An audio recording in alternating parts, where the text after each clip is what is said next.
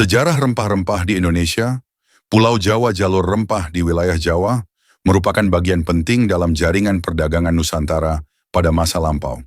Pulau Jawa menjadi salah satu pusat perdagangan karena letaknya yang strategis serta hasil bumi dan rempah-rempah yang melimpah. Berikut adalah catatan mengenal jalur rempah di Pulau Jawa, mulai dari kedatangan hingga titik akhirnya. 1. Kedatangan jalur rempah di Pulau Jawa, Pelabuhan Banten, menjadi gerbang utama jalur rempah di Pulau Jawa.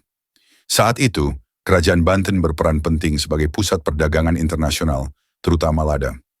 Letaknya yang strategis di selatan Sunda menjadikannya pelabuhan utama bagi pedagang Timur Tengah, India, Cina, dan Eropa. Pelabuhan Banten menjadi pusat perdagangan yang ramal mulai dari abad ke-16, sekitar 1527. Penyebaran jalur rempah yang ada di Jawa Tengah bermula pada masa kejayaan Demak, 1475 sampai 1548. Rempah-rempah menjadi salah satu komoditas utama yang diperdagangkan. Sebagai kerajaan Islam pertama di Jawa, Demak menjadi pusat perdagangan penting di jalur rempah. Menyusul runtuhnya Demak, Semarang berkembang menjadi pelabuhan utama yang menghubungkan antara bagian barat dan bagian timur Pulau Jawa. Penyebaran ke Jawa Timur. Dimulai Gresik yang menjadi pelabuhan utama pada Jawa Timur. Di sini pedagang dari Maluku membawa cengkeh dan pala untuk didistribusikan ke Jawa atau luar negeri. Setelah Surabaya yang menjadi pengganti pelabuhan besar, setelah Gresik di Jawa Timur, Surabaya memainkan peran penting dalam perdagangan rempah, termasuk pedagang Belanda yang mulai masuk pada sekitar 1602. Memasuki akhir jalur rempah di Jawa. Pelabuhan Sunda Kelapa, Batavia, abad ke-17, sekitar tahun 1619. Setelah Belanda mendirikan VOC menguasai Sunda Kelapa pada tahun 1619, pelabuhan ini menjadi pusat perdagangan rempah utama. Semua rempah dari berbagai daerah Nusantara, termasuk Jawa, dikumpulan sebelum diekspor ke Eropa. Cengkeh adalah rempah yang berasal dari kuncup bunga kering pohon cengkeh. Rempah ini memiliki aroma kuat dan sebagai bahan utama rokok kretek, bumbu masakan, dan obat tradisional.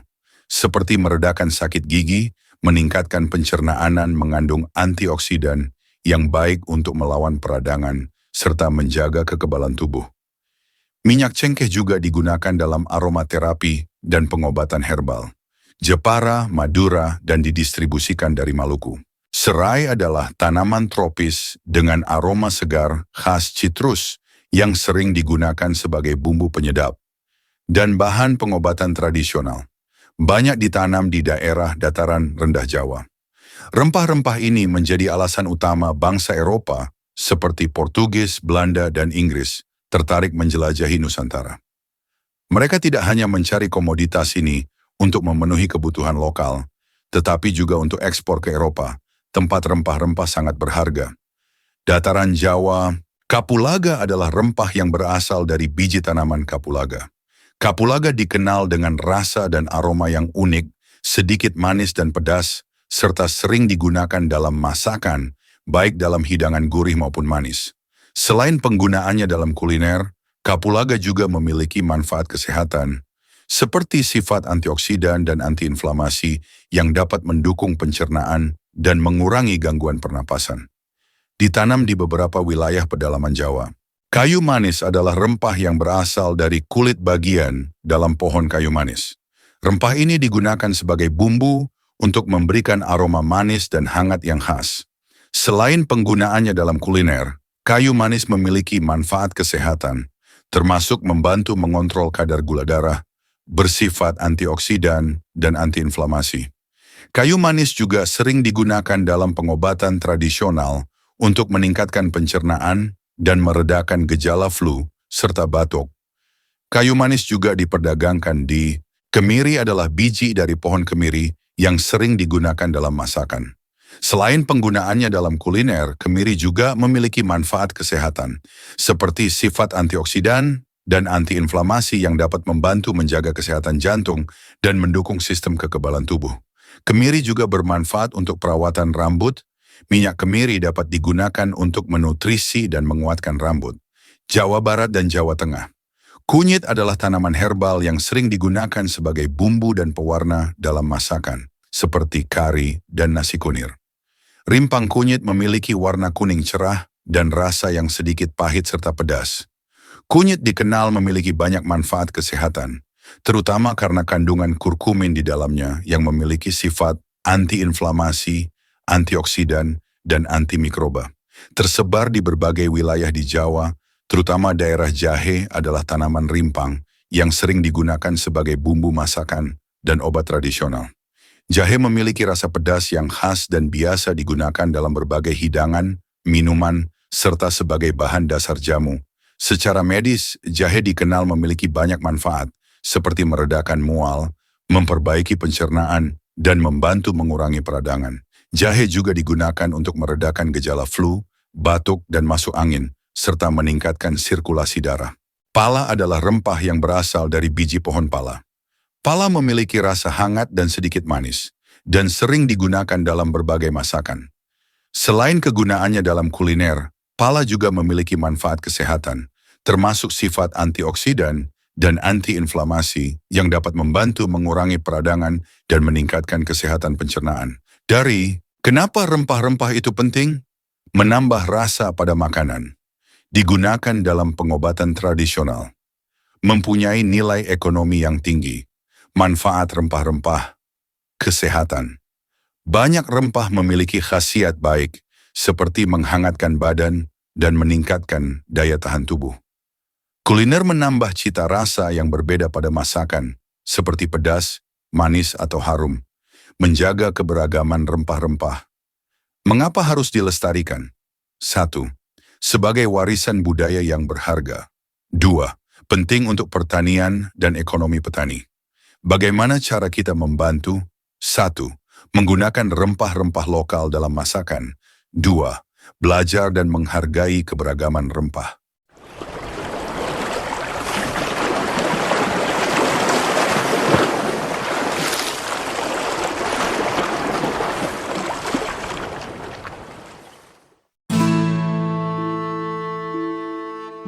Ini adalah cerita tentang Indonesia di masa dahulu kala yang dikenal dengan nama Nusantara. Sejak zaman lampau, Nusantara telah dikenal sebagai daerah penghasil rempah-rempah, komoditi utama dalam perdagangan internasional di masa itu. Rempah-rempah telah lama digunakan penduduk Nusantara dan bangsa lain seperti bangsa Arab, India, Cina, dan Eropa untuk obat-obatan, sebagai bumbu masakan, dan pengawet makanan. Wilayah penghasil rempah di Nusantara dapat dibagi dalam 2 daerah produksi. Daerah pertama adalah di bagian timur, yaitu Kepulauan Maluku dan Kepulauan Banda, yang menghasilkan cengkeh dan pala.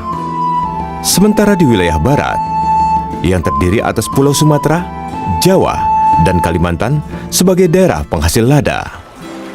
Emporium atau pusat perdagangan terbesar pada masa itu adalah Malaka. Kota ini menjadi tempat bertemunya berbagai pedagang Nusantara seperti Banten, Makassar, Banda, dan Ternate. Emporium tersebut terintegrasi dengan jalur perdagangan Asia. Para pedagang dari Cina, Arab, dan India membawa komoditas tekstil dan porselen. Tingginya harga rempah di pasar dunia mendorong bangsa Eropa untuk membeli komoditas itu langsung dari daerah asalnya. Penjelajah Eropa menemukan jalur ke Nusantara dengan memutari Afrika melalui Tanjung Harapan. Bangsa Eropa yang pertama di Nusantara adalah Portugis pada tahun 1510. Tahun 1511 dipimpin Alfonso de Albuquerque. Portugis kemudian menaklukkan Malaka dan memonopoli perdagangan di sana. Para pedagang tidak lagi bisa berdagang bebas. Mereka pun akhirnya pindah ke pelabuhan dagang lain. Salah satunya adalah Aceh yang terletak di ujung Pulau Sumatera. Dalam catatan VOC, Aceh dikatakan sebagai kota terbuka dengan jalan lebar yang berawal dari pintu masuk kota hingga menuju langsung ke istana para raja. Di timur Nusantara, pusat perdagangan terletak di Pelabuhan Makassar. Awal abad ke-17 merupakan masa kejayaan bagi wilayah ini. Di pesisir Jawa, Banten menjadi pusat perdagangan lada. dan berkembang menjadi kota pelabuhan besar. Wilayah ini disinggahi oleh para pedagang dari Jawa, Arab, dan Cina. Tak hanya memproduksi sendiri, Banten juga menerima lada dari wilayah Bengkulu dan Palembang. Hingga abad ke-19 tercatat 135 daerah penghasil lada untuk Banten. Pada tahun 1596, 4 kapal ekspedisi dari Belanda yang dipimpin oleh Cornelis de Houtman tiba di pelabuhan Banten. Kedatangan de Houtman ke Nusantara diikuti oleh perusahaan dagang lainnya asal Belanda. Guna mencegah persaingan tidak sehat, pemerintah Belanda kemudian mendirikan VOC pada tahun 1602.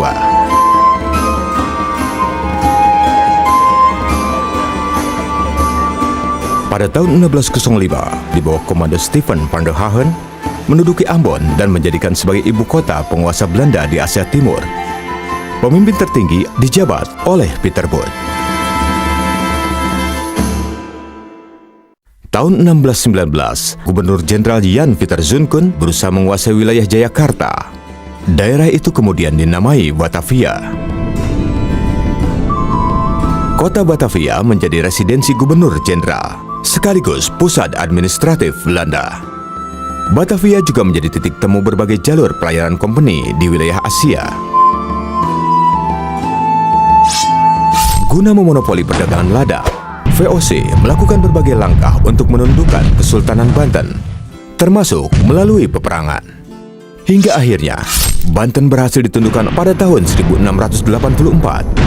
Pada pertengahan abad ke-17, VOC melakukan penyerangan ke Makassar agar dapat menguasai perdagangan rempah di timur Nusantara. Dengan ditandatanganinya perjanjian bunganya, Kesultanan itu akhirnya ditaklukkan pada tahun 1667. Penguasaan kota-kota tersebut membawa era baru bagi perdagangan Nusantara. Pedagang Nusantara masih tetap melakukan perdagangan, hanya saja dengan rute yang lebih beragam.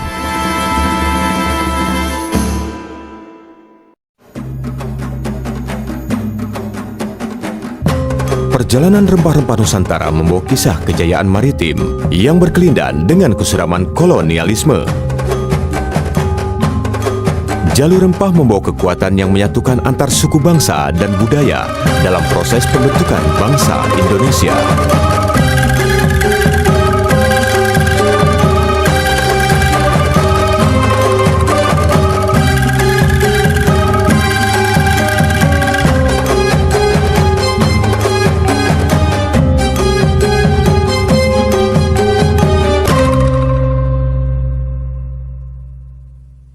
Tanya jawab ajak teman-teman untuk bertanya tentang rempah-rempah.